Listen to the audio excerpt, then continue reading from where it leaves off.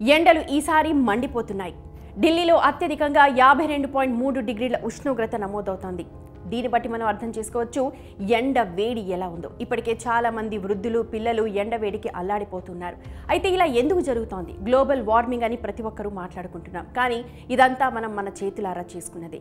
ఇంత వేడి రావడానికి కారణం ఏంటి? ముఖ్యంగా అర్బన్ ప్రాంతాల్లో, అంటే మన సిటీస్లో వేడి చాలా విపరీతంగా ఉంటుంది. అర్ధరాత్రులు కూడా ఎండ వేడి ఎక్కువ కూడా తగ్గట్లేదు.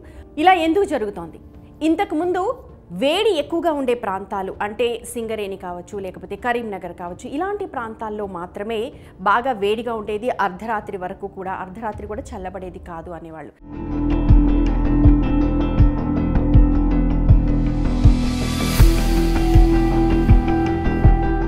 సో అర్ధరాత్రి అయినా సరే ఎందుకు మన సిటీస్ చల్లబడట్లేదు అన్న దాని మీద చాలా సర్వేస్ చేస్తున్నారు. భువనేశ్వర్లోని ఇండియన్ ఇన్స్టిట్యూట్ ఆఫ్ టెక్నాలజీకి చెందిన ఒక పరిశోధన సంస్థ ప్రకారం పట్టణీకరణ అంటే అర్బనైజేషన్ వల్ల 140కి పైగా ప్రముఖ భారతీయ నగరాలు అంటే సిటీస్ 60% ఎక్కువ రాత్రి వేడెక్కుతోంది. ఇక పరిశోధన ప్రకారం కనుక మనం చూస్తే హైదరాబాద్, జైపూర్, రాజ్కోట్ అత్యధిక పట్టణ ప్రభావాన్ని కలిగి ఉన్నాయి. అలాగే ఢిల్లీ, ఎన్సీఆర్ మనం ఇందాకే చెప్పుకున్నాం. పూణే వరుసగా 4 అలాగే 5వ స్థానాల్లో ఉన్నాయన్నమాట. పట్టణీకరణ అనేది అర్బన్ హీట్ ఐలాండ్, యుహెచ్ఐ అని పిలుస్తుంటారు షార్ట్ ఫామ్లో. దీని ప్రభావం కారణం అని అంటున్నారు. దీన్ని కాంక్రీట్ అలాగే మనం వేసే రోడ్స్, అంటే ఇందాక నేను చెప్పాను కదా, పేమెంట్ రోడ్స్ నిర్మించడం వల్ల కూడా ఈ ఉపరితలాలు పగటిపూట వేడిని నిల్వ చేస్తాయి. అలాగే సాయంత్రం వీటన్నిటిని కూడా విడుదల చేస్తూ ఉంటాయి. దీని ద్వారా రాత్రి సమయంలో కూడా ఉష్ణోగ్రతలు ఇప్పటికీ పెరుగుతూ ఉన్నాయి. సో కాలక్రమేణా ఈ వేడి వర్షపాతం అలాగే కాలుష్యంతో సహా వాతావరణంలోని ఇంకా ఇతర అంశాలు కూడా ప్రభావితం చేస్తుందని పరిశోధకులు నేచర్ సిటీస్ జర్నల్లో ఒక జర్నల్ని ప్రచురించారు.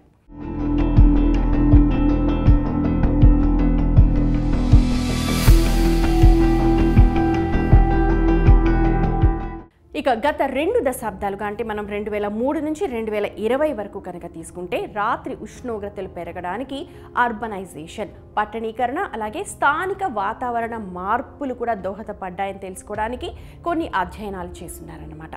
ఇక భారతదేశంలోని ప్రధాన నగరాలన్నిటికీ సగటు పట్టణ ప్రభావం దశాబ్దానికి 0.2 డిగ్రీల సెల్సియస్గా ఇప్పుడు గుర్తించారు.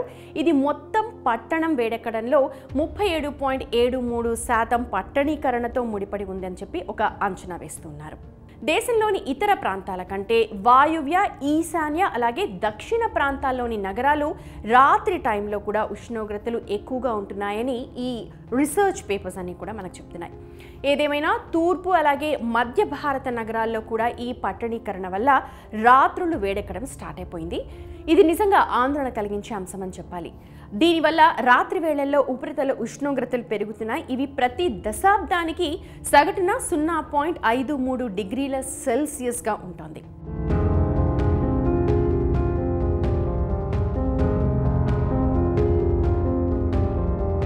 ఇక దేశం మొత్తం వేడెక్కుతున్న రేటు కంటే దాదాపు రెట్టింపు స్థాయిలోనే మన సిటీస్ వేడెక్కుతున్నాయని చెప్పాలి.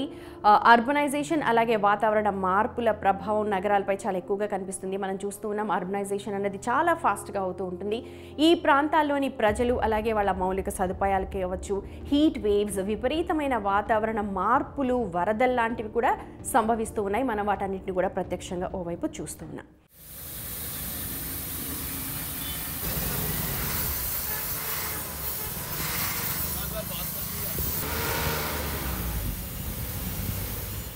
న్యూఢిల్లీలోని centre for science and environment ఒక విశ్లేషణ ప్రకారం కనుక మనం చూస్తే 2001 నుంచి 2010 మధ్య కాలంలో నగరాలు రాత్రిపూట చల్లబట్టం లేదు అట. ఎందుకంటే అవి గత 2 దశాబ్దాల్లో మరింత కాంక్రీట్గా మారిపోయాయి. అందుకే ఇప్పుడు ఈ హీట్ వేవ్స్ అన్నవి కొనసాగుతూ ఉన్నాయి. ఇక భారతదేశం మనం ఇందాక చెప్పుకున్నట్టు చాలా వేగంగా పట్టణీకరణ చెందుతోంది. జనాభాపై ఐక్యరాజ్య సమితి నివేదిక ఒక అంచనా వేసింది. 2050 చివరి నాటికి భారతదేశ పట్టణ జనాభా గ్రామీణ జనాభాని మొత్తం ఆక్రమించేస్తుందట.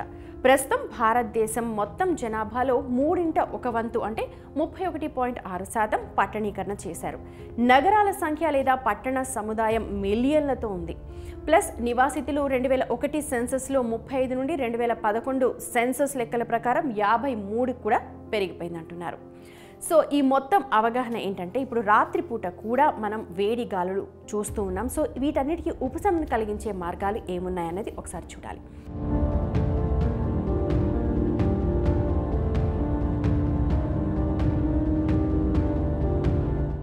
మనకు తెలుసు చెట్లు పెంచాలి. ఎస్, ఇప్పుడు గ్రీనరీకి అందరూ కూడా మొక్కు చూపుతూ ఉన్నారు. అపార్ట్మెంట్స్ కావచ్చు, లేకపోతే స్కై స్క్రాపర్స్ దగ్గర మ్యాక్సిమం 60% వరకు గ్రీన్ రూఫ్ టాప్స్ని ఏర్పాటు చేయడానికే ఇంట్రెస్ట్ చూపిస్తూ ఉన్నారు.